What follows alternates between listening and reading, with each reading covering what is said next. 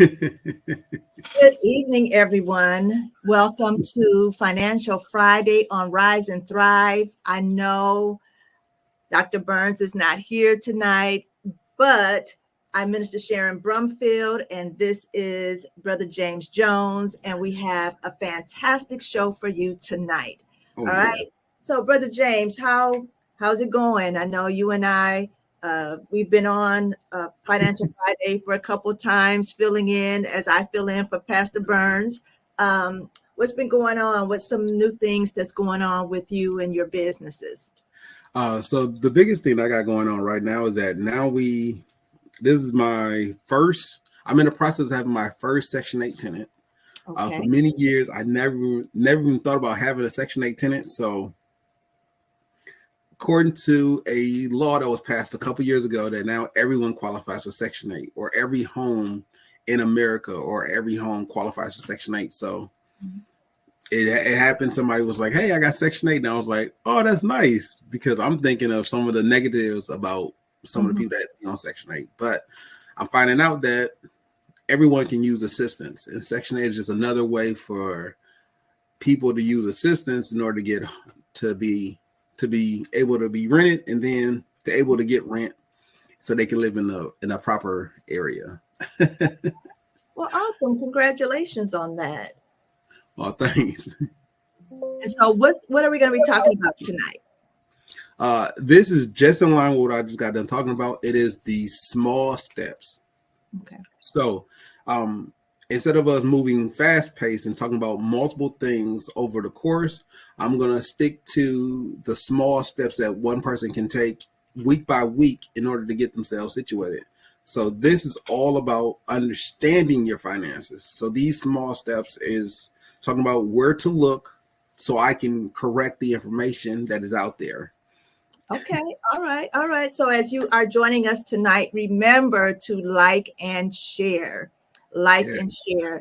Get this information out into your spheres of influence, those people that you connect with, because Rise and Thrive is all about helping people rise out of different situations, circumstances, and conditions and thrive in the things that God has already designed for us to have. All right. So go ahead, Brother James, get us started tonight. Okay. Okay. So, like all things, we always want to start off with saying hello to all my grinders. So if you're out there and you're looking for what you need to do, oftentimes, not oftentimes, when you get to where you need to be, you will know that you're there. But sometimes we utilize energy and we're not doing productivity. And I say that because if you don't know where you're going and you don't know how to get there, you're just doing a lot of stuff. Right. It doesn't mean we're being productive. It just means we're doing a lot of stuff. So at this current point in time, if you believe that you're doing a lot of stuff and you don't see yourself moving forward, then we're not being productive, but we are utilizing a lot of energy. Mm-hmm. So the name of the game is to now start focusing our energy on being productive. Anybody can use energy. Only certain people who understand what they're doing can be productive. So if you take an assembly line and everyone is building something, that's a lot of energy, and they are building a lot of parts, but they're not being productive. But if you take an assembly line and the idea is to build a car, and now everyone is building their piece of the car in the right area, in the right sequence. So before you build the seats, we're building the frame. And now we're putting the tires and wheels on the frame. And now we're putting the seats on the frame. So now everything is being built correctly. Now we are being productive. Then we can measure how fast we can be productive. So this is all about getting us in the right direction so we can be productive. Because we all have energy. We just got to be productive. That's very good. And last week, Pastor Burns and I were on talking, and he asked how my day or week was going. And I said, man, it was busy. And he said, wait, let's redefine and use a different word. And I believe we used the word productive. So yes. I had a lot going on. but it was a goal. It was an end goal. So it wasn't just busy things keeping me busy and preoccupied and distracted. No, it was for a purpose. It was to get my goals met for that week. Yeah, that's exactly what I like to do. Um, Most of the time I like to get on and I do my little Instagram morning routine and be like, hey guys, this is what I'm doing today. I hope your day is just filled with mine. And I tell people that, and some people just think, oh, okay, you just pack your day with a lot of stuff. And I often try to tell people, no, it's not packed with a lot of stuff. I have things that need to be done immediately. I got things that are important to me, and I got things that are in the future that I need to lead up to. Because no one just walks into a bank and says, hey, I want $1 million. No, there's lead up to that place. No one just says, hey, I got a high credit score over 800. No, there's lead up to getting that 800 credit score. You don't just randomly fall into good luck, because one, I don't believe in luck. So everything is a lead up. I do believe in miracles, but even miracles have a lead up. So it's the lead up process to get us to where we need to be. Sounds good. If you want to start, we can start the slides. The slide up there you go. Yeah. Okay. Like all things, I want to say welcome to Rise and Thrive. And this is with Dr. Anthony D. Burns, but right now we're presenting with Minister Brumfield and myself, James Shaw. The goal for everything, this time we're talking about small steps. And we covered this in a fast pace, but now we're going to go really slow and we're going to really dive into what makes what a small step. Okay. So what is a small step? So the small step right now is getting you productive. So like we was talking about earlier, is that you can have a busy day, but not have a productive day. You can have a full day, but it's not really getting you to where you need to be. So this is getting you where you need to be in a manner that you can easily do it. It's not enough that it's going to be extremely hard, but we want to have a couple of things that you can do that will easily put you in the right direction. The 4 things are knowing your credit score, knowing your credit history, knowing your personal history, and knowing what you actually can afford. Now, as I break down these things, they will be big on us to make sure that we are doing what we need to do so we can understand these processes so we can be more productive. Okay. All right. Now, the first one is knowing your credit history. Now, what's really big in the real estate market is your credit history. Likewise, if you was trying to get a credit card, your credit history is very important. When I say very important, I do mean it's very important because of the fact that it shows people who don't know who you are, your financial integrity. Okay. It's not enough to have a good score if you have no history or a small portion of your history. By having a full history of saying, hey, this is what I do, this is what I have accomplished, these are the things in which I have fulfilled, then you have a full credit history. If you have medical bills or if you have different various credit cards with high and low interest rates, that creates or forms your credit history. Mm-hmm. It's not just your credit score, but your history tells people if you can do high or short-term debt. If you have car loans, which is considered different from having a mortgage. Credit cards are different from having a car or mortgage loan. All these things are different. So you want to make sure that your portfolio of history reflects that you are able to handle multiple sources of income or multiple sources of credit. Okay. And so you're talking about, you're sharing the differences between credit history and I think you said credit score. Correct. Okay.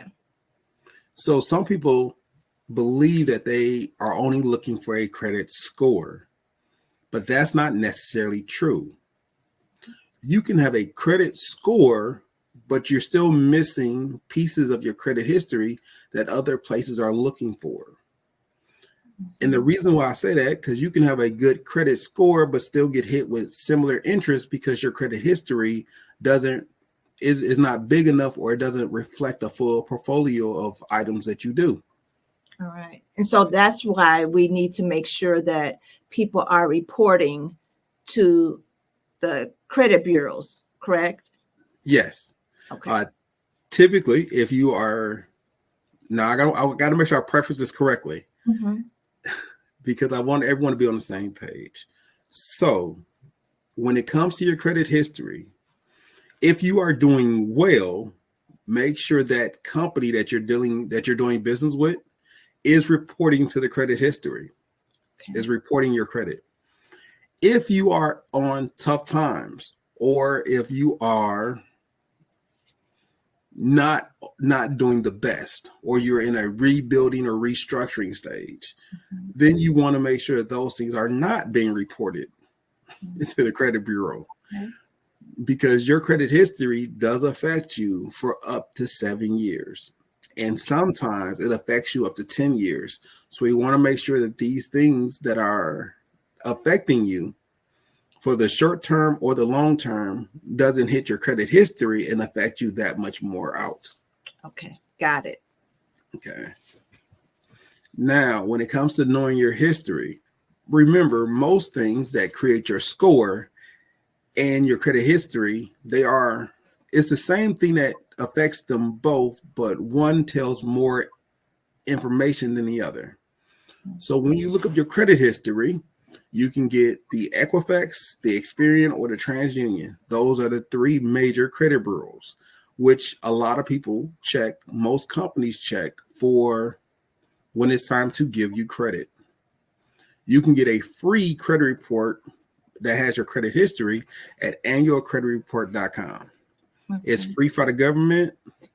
Just make sure that you pick the one that says free and you're not paying for it at all. Okay. And the reason why I say that, because you can get hooked into a scam. Just because something says it's free, it doesn't mean it's free if you got to pay for it. If you got to subscribe and then pay for it, then it's not free. So your annualcreditreport.com is a free service. When I say free, I do mean free service.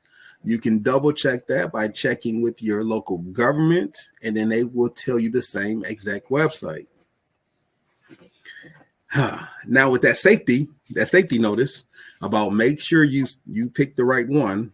Now let's get into it.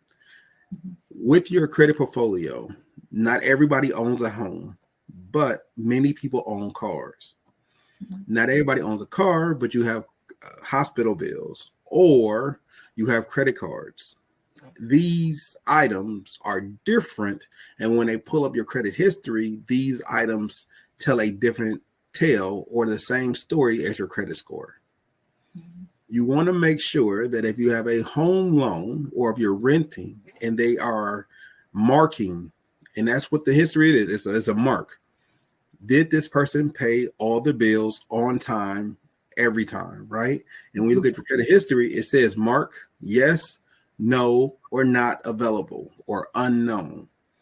That can affect your credit history.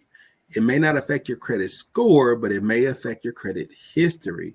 And your credit history may tell someone that you are no longer allowed to view a certain portion of your history. Okay. So real quick question. What type of purchases would they look for your history? Or because you said there's a difference between history, credit history, and your credit score. What things pretty much look at your credit score, and what things look at both? So if you plan on getting a house, they're going to pull your credit history. If you plan on getting a high limit on your credit cards, now that may vary from agency, but typically if you're getting a high limit credit card, like 20,000 or more, they're looking at your credit history.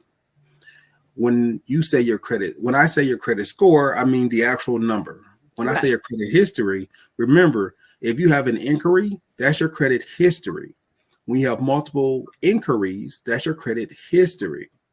It may or may not affect your credit score, but it does affect your credit history because they're looking to see how many times your hard credit history got pulled.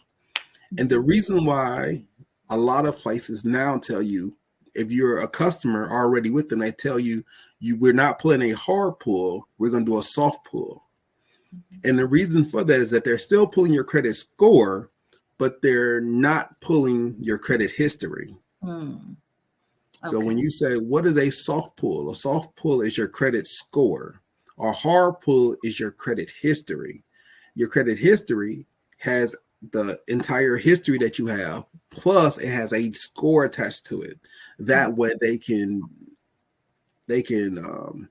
dissect if you're the person that they would like to do business with based on your credit history.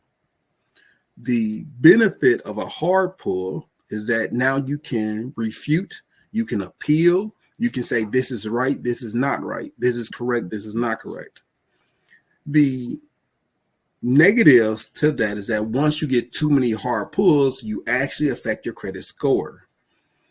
So we want to make sure that we are mindful of these things. So when it comes to what do I need to do, you need to make sure that I think a gentleman said this best. If you're going to do a hard pull, make it for new credit. If you're expanding the credit you got, then make it a soft pull because they already have your history. The soft pull is just pulling a new number. And then they're utilizing that to determine if you need more or if they need to increase your credit. Okay, got it. I do want to let you know that both are good in their own perspective ways. It's just one can affect you adversely just by looking at it. So if too many agencies pull or do a hard pull, that in turn will negatively affect you. Right. If everybody look at you and do a soft pull, that will not affect you at all. Okay. So the goal is to have soft pulls if it's to increase, or hard pull if it's a new line of credit. All right. That way you're getting the most bang for your buck. Okay, sounds good. Okay. Now the next one goes right into what I was talking about. The soft pull deals with your credit score. Your credit score is a number. It used to be up to 800. Now the credit score is from 300 to 900. But the credit score does a lot more. As we get more advanced in time, the credit score may continue to go higher. But right now, the highest you can get is 900. That is the highest. But I want to make sure that you understand that your credit score is something in which you can not manipulate, but you can handle. Now, if you do it correctly, it may be manipulated. It may be adjusted. It may be increased. It also can be decreased. It also could be detrimental because your credit score is almost like it's living, because every month it will go high or low depending on where the marketplace sees you versus everyone else around you. So there are companies that can do a free credit pull. It's free. And when I say free, I do mean this is a soft pull that they provide to you as a customer or as a free service. Most credit card companies do this automatically. They do this because now, since soft pulls no longer hurt your credit history and it does not affect your credit score, you can do a soft pull continuously, at least throughout your entire month, and it won't affect your credit score. Mm-hmm. On top of the soft pulls, you also have companies that will give you a free score. One of them is Credit Karma, Credit CSAM, or Credit Sesame, or Wallet Hub. They all offer a free service. Your credit score is a quick picture of where you are in the market according to everyone else. So it's not just based on you, it's based on you in the market of everyone else. So whereas your credit history has all of your information in it and it's tied to a number, remember your credit score is a number that represents your history. However, it's in relation to everyone else around you. Because of everyone, if there was no one who could hit 900 and the highest score was 800, then that in turn would make your credit score higher or lower. Okay. Okay. If everyone is hitting 700 and your credit score is 699, well, then now you're below average. Mm-hmm. However, it is some people out here that do have a 300, and there are people that have 500s. So the higher your credit score is, the bigger you are from the bottom of the barrel. And by being higher, that puts you in relationship to being above average at the top or at the extreme top. Okay. Remember, our credit. I'll go ahead. No, I was just saying, okay, I understand. Oh, gotcha. Yeah, because I want to make sure that everybody understands that these are marvelous things that we can do. And all of these things, all of these instruments are to put us in a better situation.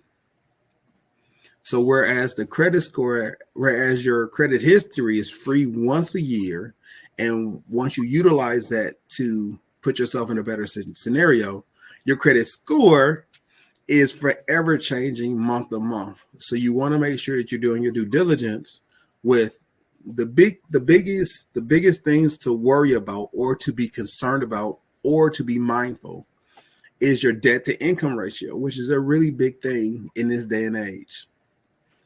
When I say your debt to income ratio, I mean the amount of credit you have versus the amount of credit that you're utilizing. So if you have a $10,000 credit card, if you utilize more than $3,000 of that $10,000 of worth of credit, if you did that more than 60 days, your credit score will start to drop. Mm-hmm. And I know what everyone was thinking. I have that much more credit. Yes, you do. But there's a system. The credit score is a system. So the system is 30%. Anything more than 30% longer than 60 days will start negatively affecting your credit score. So I guess the question is, how do you get beyond that? Right. Easy. Get more credit. So you're going to open up one card, open up 3 cards. And then I know what you're asking. Why would I do that? Easy. It's a really good reason. If you open up one credit card, that's one hard pull against your credit, and then that will drop off eventually. But if you do 3 to 5 hard pulls in the same time frame, just the same time frame, you're going to experience the same adverse. When I say adverse, I don't mean that you're going to drop 100 points, but you may drop 2 points, you may drop 10 points, but you experience that same level from one hard pull as you do with 5 hard pulls. Okay. So if you're going to do it all within a particular time frame to do a hard pull. Once the hard pull is done over that time frame, your score will drop about 10 points.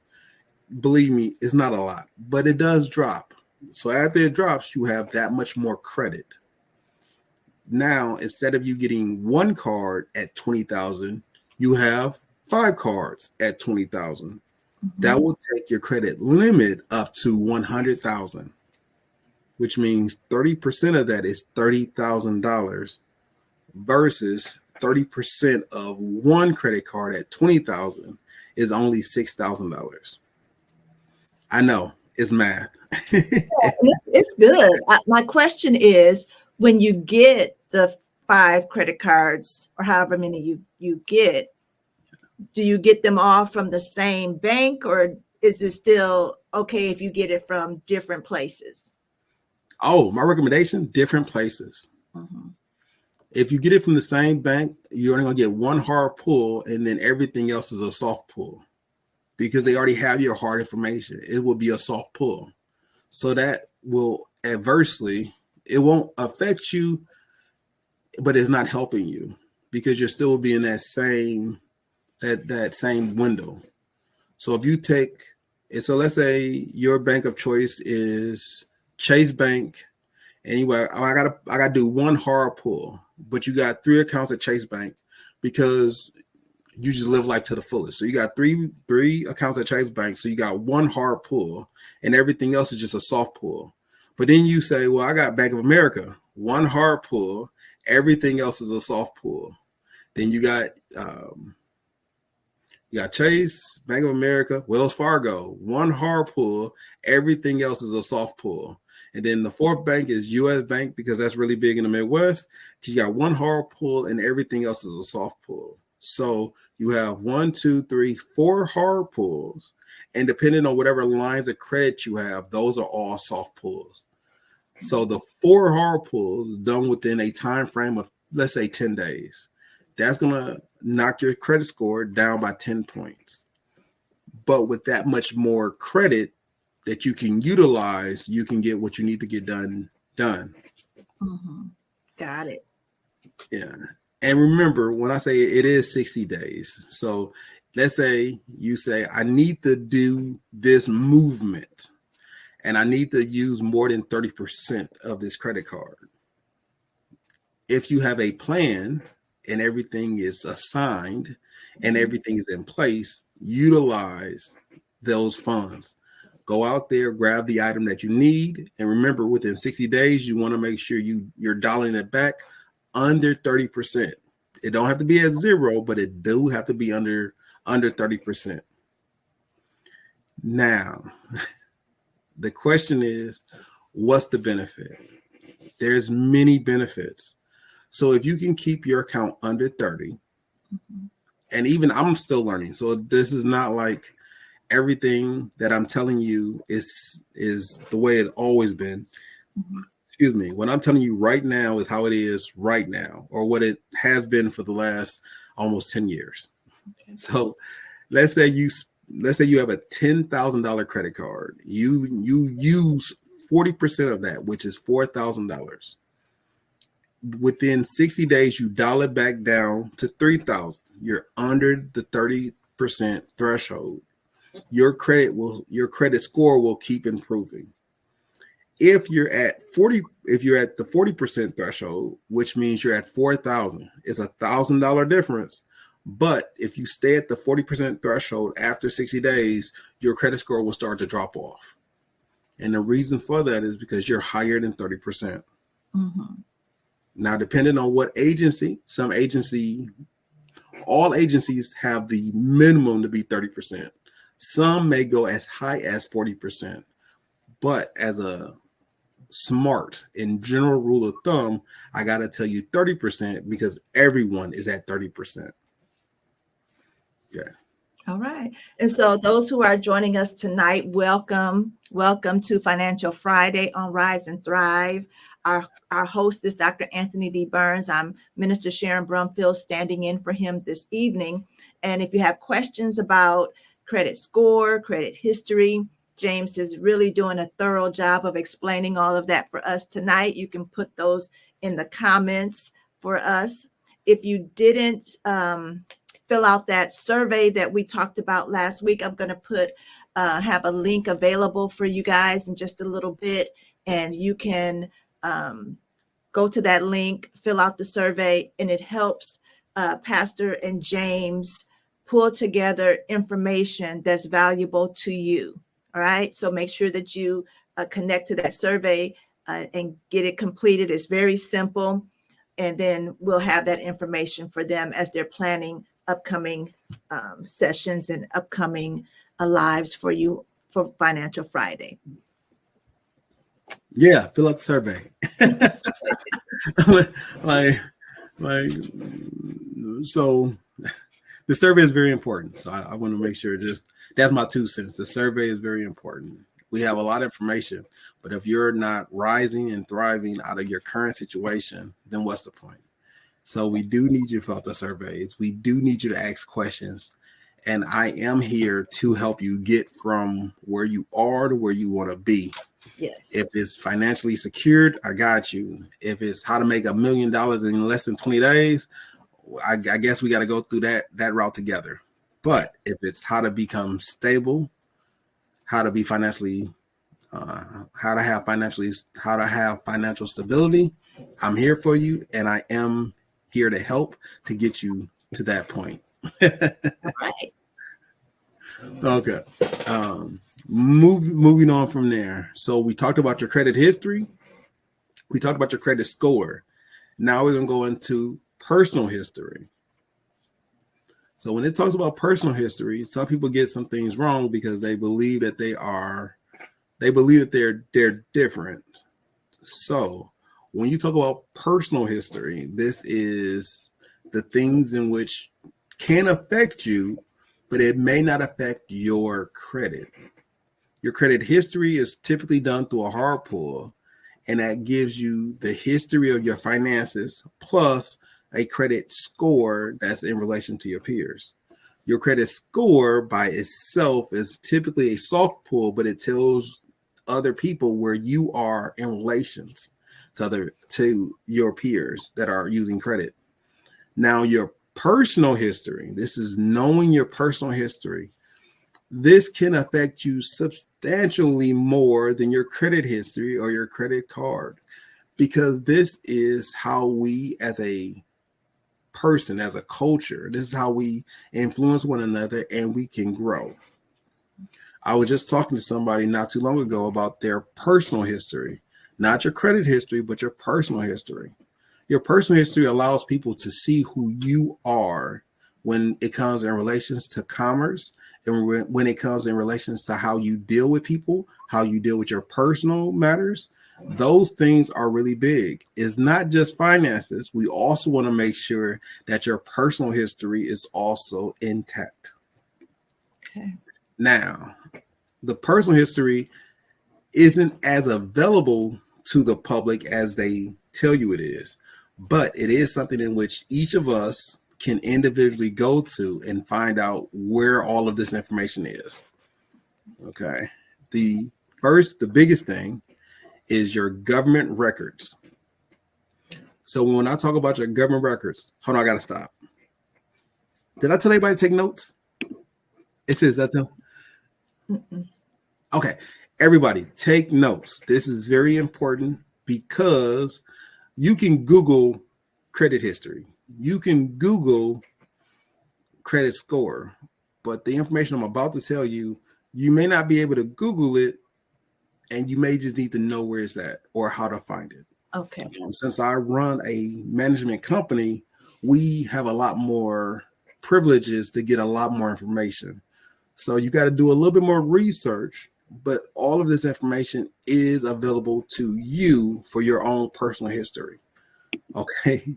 Okay. Okay. Now, since I said that's my caveat. Now let's get into it. Your government records tells them how you are in the court system, and it identifies who you are. So when you put on your social security number, that's a government record. That ties into many things. So I will give you an example. My name is James Jones. I know what you're thinking. Very unique. However, there's a bunch of people with the name James Jones. Right. When I turned 18, which was probably decades ago, I had a lot of stuff on my government record. And I mean a lot of stuff. Some of the stuff was tied to me, which was even tied to me before I was even born. Some things was tied to me, and I wasn't even in the state that it happened. When I tell you there's a lot of things that was tied to me or tied to my name being James Jones. Different types of credit, different types of allegations, different types of warnings, different types of bench warrants, different types of circumstances. So knowing your government record is very valuable to you. If this is not correct, you will find yourself driving down a highway, getting stopped because they marked your plates and said this person is a person of interest. Not that you're guilty or not guilty, but you could be a person of interest, which means you still will have to spend time dealing with law enforcement. So let's get past that. Your government records you can find if you're in Milwaukee, it's your city hall. If you're in Chicago, it's your state's building or your city hall. And the reason why I say that is because you can CCAP the CCAP tells people where you've been or who you are on the circuit. That means according to all your court records. Now, in order for me to pull that, I need to have your information and pull it. But you as a person can pull all this information by yourself and you can review your own information. It's very important that you have a good personal history. So government agencies that will still keep up with your information is your DMV, your clerk of courts, your city records. All of these things can be accessed online. So if you're in Chicago or you're in Maine or you're in New York, it is your city court, but you got to Google or find out that description of what is that URL. The URL is just the website in which you go to. So majority of people is from Milwaukee. So you can go to the cityofmilwaukee.gov, look up the city clerk, and then go in there to view your history. If you're a owner and you don't know about your taxes, you can go in there, look up Register of Deeds, and then find that information that they have on you. And if it is negative or it is incorrect, you have to do the due process to relieve that information from off your record. And I want to make sure I specify that directly. It's your record. So if you don't want to do what I did, it took me about 2.5 years to actually clear my record, my government record of all the incidences that was going on. And it took me even longer than that to make sure that I was blocking off that information. Now, if your name is very unique, and I do mean very unique, you may not have to do as much as I did. And you may not have to fence in your social security number and your name for reasons of people just putting stuff onto you. Mm-hmm. But if your name is common, your name is as common as James Jones or John Smith, or your actual name is Jonathan Doe or James Doe, you may want to go through the precautions of making sure your information is actually correct, it's actually you, and it's boxed in or it's secured, so any company can't just attach information to that name or to your name. All right. So when you did those checks for yourself, did something happen, or you just said, I want to check out my records and see what's going on? Oh, no. I found this out the hard way. Okay. So I got a parking ticket. A parking ticket. This is a $15 parking ticket. I went down to the city of Milwaukee to pay it. I went out to the city of Milwaukee. This lady asked me about 20 different addresses, none of which I was living at. She asked me about an incident, which I didn't have any idea. So when I was trying to explain that to her, I had 2 officers walk on the side of me, and they was just there to observe what was going on. When I tell you, it's a lot different when you got 2 officers waiting for you to get done, because there are bench warrants out there with your name on it. Wow. Yeah. So the benefit for me is that I was overseas when some of this stuff was transpiring. So the benefit of being in the military at that current point in time is that I can identify that I wasn't even in the country. Right. They had a lot of stuff on my name. When I say a lot, I do mean I want to say over 30 charges that was attached to my name. Wow. And some of them was more horrific, like armed robbery, domestic violence, reckless endangerment. Like, it was a lot, but I had a bunch of small ones, like speeding, reckless speeding, driving through a school zone, drunken in public, like drunken disorderly, things like that, which isn't who I am, and it wasn't part of my character. I mean, it's something that they could have got on me. If they said, hey, you were speeding, okay, fine, you got me. That might have been me. But the times wasn't correct, and all of these allegations wasn't even mine. It was just my name was James Jones. And since I live in the county of Milwaukee, all of these people are listed as James Joneses. So they went down the list and they attached every James Jones they attached all of these items to James Jones. Got it. And I was laughing, but I told him, if I committed armed robbery, why would I be in here paying a parking ticket for $15? I'm pretty sure that wouldn't be me. Right. I'm pretty sure I won't be like, man, I just stole a couple $1,000,000. Here go $15. Yeah, here go that one parking ticket from last night. Like, I'm pretty sure I wouldn't even be in here. But it took a lot of time. When I say a lot of time, I had to review the bench warrants first, because you gotta do them in order of precedence. Mm-hmm. So it's the most heinous crimes first. You got to go through, and mine's a little bit different because I had to go to court. So I had to go to court and prove all of this information. And it wasn't like they just had one list and I went through and they just canceled the whole list. That isn't what happened at all. Some things, while I was fighting other things, I had to go back to court to fight the smaller things, go back to court, address the major concerns, because just because I addressed it the first time, that doesn't mean somebody's going to ask me questions. So I'll go and address it, go to court. I addressed it, had to leave. They had a counter that came in, and then he was questioning me. And I mean, I still had bench warrants out while all of this was taking part. So when I tell you it was a big ordeal for me to get that straightened up, that's why after a while I started making sure that my information was very secured, and that if people do pop stuff in there, is being cleansed on an almost regular basis because of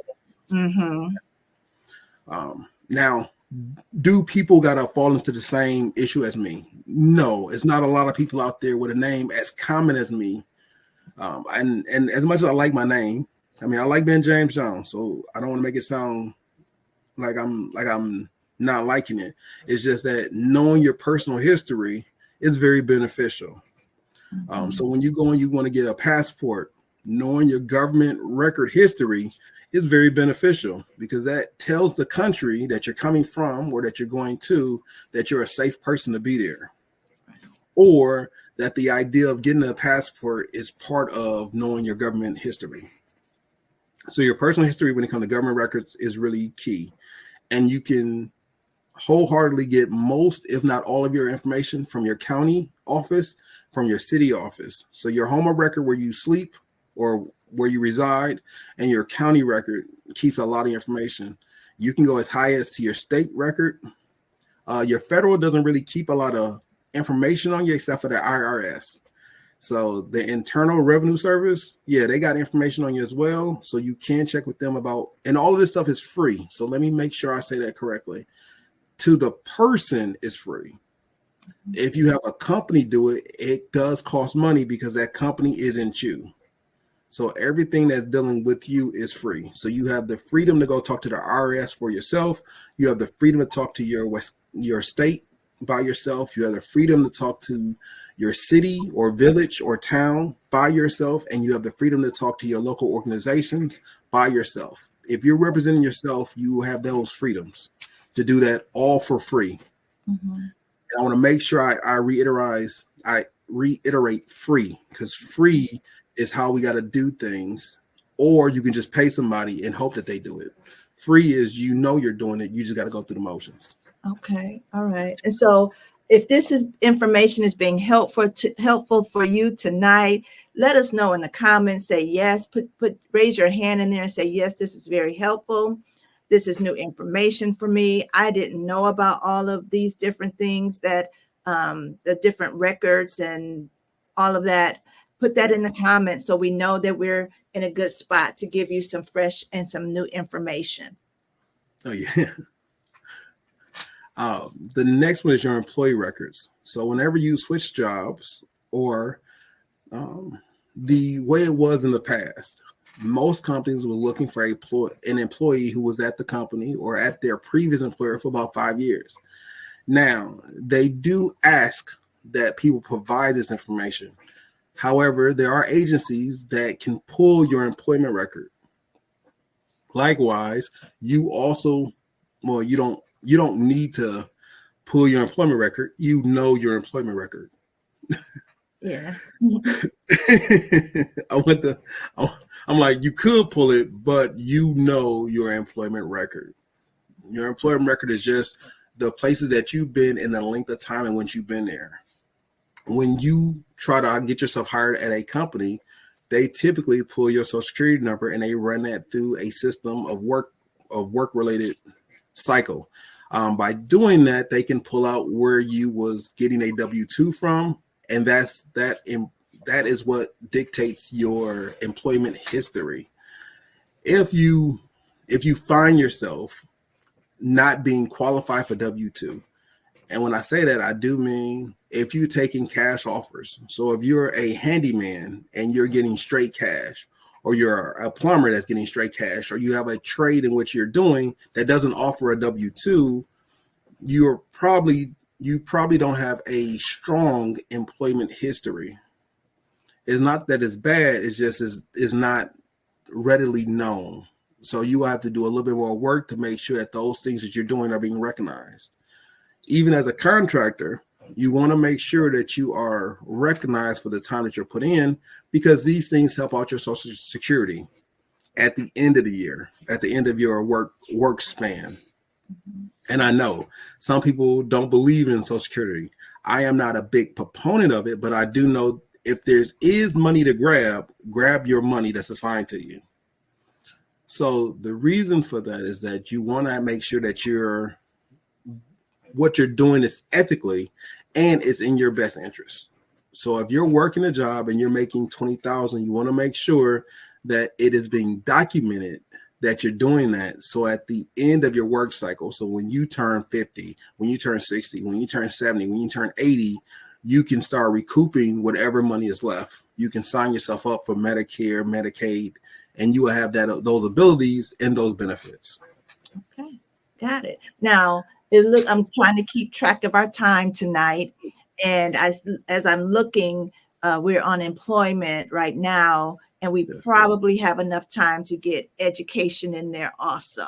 Does that sound okay, James? Yeah. Okay. Yes. Okay. Educational record is the easiest. It's the easiest because there's not a lot of discrepancies in educational records. However, some people don't understand that if you apply for a school and you are accepted, that is now part of your educational record. It's not about you doing one semester. It's about when you apply for the school and you are accepted, that school puts you on I want to say a scroll, because I can't think of a better name for it, but they put you in as a member of the school.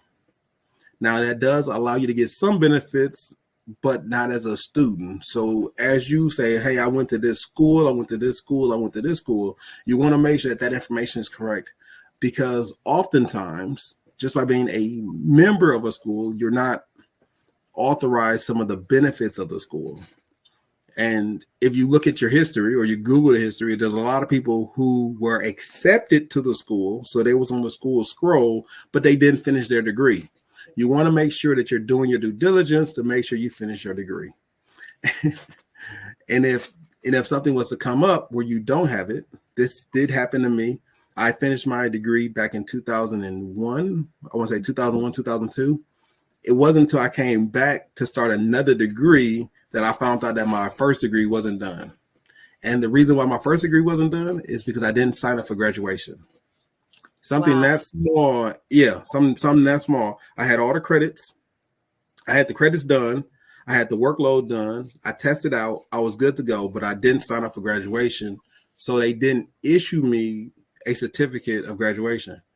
I had everything done, and it wasn't until I went back to get another degree. I was like, yeah, I got enough. I'm gonna go get another degree. And it was like, well, do you want to finish your prior degree? I said, what do I have to do? Well, it says that you're done. Well, then I thought I was done. Well, what's the problem? And then I had to pay my graduation. I didn't walk across stage. I just had to pay my graduation dues, and then I got issued a certificate of graduation. Okay. But those are things you want to check into. I think we got 10 minutes. I think I have one last slide. Okay, let's do it. This is the easy one. Okay. Guys, we don't have a lot of time, so let's jump into this. Remember, everything is about small steps. So now this is everything about me and you just talking. What can you afford? So when I say that, I am always stressing about how much do you spend when rent, groceries, gasoline? I say that because I don't want anything to come in between us. I just want you to know that the small things matter when it comes to money. Because if every day you went outside and you dropped $10, eventually you're going to run out of money just by dropping it on the ground. The same is true when you have money that's not allocated, when you have money that's not assigned, when you have money not purposed to do something. It's like dropping money outside your pocket. It may feel good that you have so much money that you can drop it, but overall, not assigning your money will be a hindrance to you. Okay. So you want to know how much you spend on rent, how much you spend on gasoline, how much you spend on groceries. Then you also have your accoutrements, the things that make you feel better. So if you like a sports car versus a regular car, well, what's the difference? How much are you spending on that? If you like the luxury studio apartment versus what you need, which is a regular apartment, the difference in that. By knowing the difference, then it gives you a balance on highs and lows. I personally like to walk around with people rolling out the red carpet and somebody throwing flowers, and I'm just barefoot sliding on this carpet. I do like that. Trust me, I really do. I think that's the coolest thing ever. However, since I'm telling the truth, since I'm telling the truth. Okay, I'm just giggling over here. All right. Okay. If I could pop out a limousine every single day and somebody roll out some red carpet, I'm just walking on some red carpet and 3 people are just throwing flowers on the ground, I'm just like, I will let it happen every day. However, the cost that it would take to do that every single day is not what I want to pay right now. Remember, it is what we say. I'm not saying I can't afford it. I'm saying the cost is not what I want to spend right now. And by knowing that I don't want to, I would like to have that. I just don't want to spend that amount of money to have somebody throw flowers on the ground while 2 dudes are rolling out carpet for me, so I can always just be where I want to be on red carpet. The cost of that is something that I don't want to spend my money on. So I know what I want, and I know what the minimum is. So as a result, I just buy socks and shoes, and I walk on the sidewalk. Right. And no one throws carpet down. No one is rolling out carpet. No one is throwing out these roses. I'm just walking around with socks and shoes on. It's because you have to know what you can afford and what you plan on spending your money on. I use that just to be facetious, but we all know that there's a cell phone you can get that can do all the things that you need to do. And then it's a cell phone that's $3,000. It's super high tech. It can like teleport back and forth. You don't need that phone, but you like that phone because it's a status symbol. Mm-hmm. The same thing is true with certain vehicles that we drive. We can all afford to get a Chevy Aveo or a Chevy Cruze, right? That's what we can afford. But then some people are like, well, I need the 2025 GMC, the GMC Yukon Denali fully loaded XXL. I guess, I mean, if you're going back and forth to the store, I guess that's a really good thing to have. But do you need it versus do you need it or do you want it? Mm-hmm. And knowing the difference between what we need and what we want allows us to be able to play in that gray area. Mm-hmm. Because once we get all our needs met and we have money assigned and we have additional money coming in, now we can say, you know what, I do like a better phone. Mm-hmm. I would like to get premium gas versus the medium rate grade gas. You know what, I would like to live in a better area, or one that I would like to cultivate. I would like to send my kids to private school versus public school, because we gotta know what the things that we can't do without first. Then we can go for all the things that we would like or the things that we want. Right. I understand that. Back to the basics, making sure the basic needs are met. You're not going to go out and spend frivolously, and your kids need shoes. I get it. You know what I'm saying? I get it. You want to make sure you have all of that. And then when you've assigned money and you have this amount left, you can be more, you can have more choices. Yes, there you go. Yes, yes, yes. Choices are everything, and if we don't do them correctly, then you limit your choices and you limit where you go. I want to just caveat that to your taxes.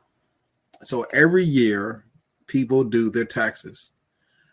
Now, if you get money back, which I suggest that you do, some people believe in not, but if you have the ability to get money back, do not spend the money on anything. Have a direct plan for that money to do something in the future. If your plan is, I'm going to spend it early and I'm going to use the tax return to pay off all these credit cards, eventually it's going to run out because the tax codes are going to change and you may not get back what you're anticipating. So the best thing to do is to shore up that discrepancy, live within your means, and then use your taxes to propel yourself in the things that you want in life or to your next investment.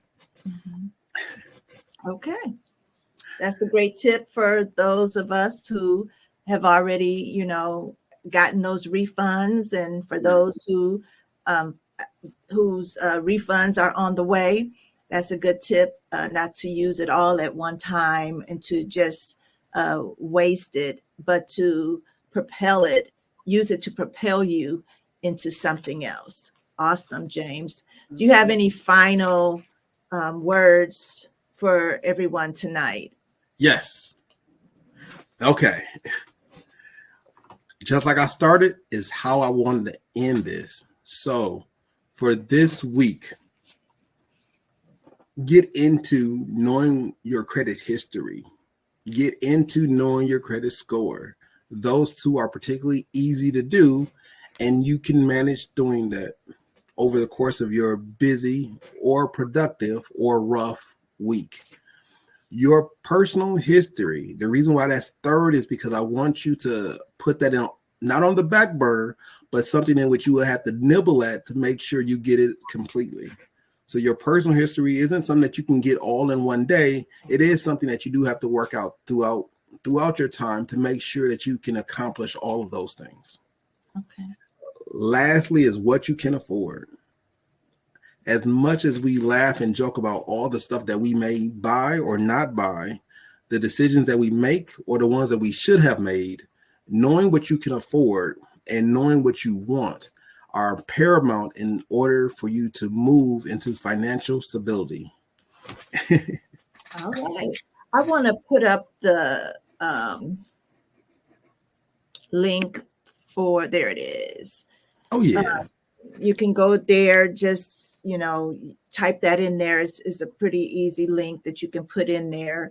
And you can go ahead to the survey, complete it right there. That's all you have to do, submit it, and we'll get it. And so Pastor and James can look over those surveys to see what things have you done since we've been doing Financial Fridays. What things can you check off your to-do list that, okay, I did this, I got the emergency fund, or I started the different savings accounts and things like that. And what else do you want to know? This one right here, the personal history, that one was a surprise for me. So that was some good information, and making sure that when you have those common names, you're going and checking that information out. You don't want to be like James, going to pay a ticket and something else is brewing. Okay. That was so horrific. I'm sure that was pretty traumatic. Like, what? I'm just here to pay this ticket. How can I help you? What's happening here? So yeah, make sure that you check into your personal history, educational history. Also, the example that James gave, thinking that he had a degree, where the school is saying, no, you don't. You didn't finish it because you didn't apply to graduate. Those, simple things that you may overlook, but they're very important when it comes to these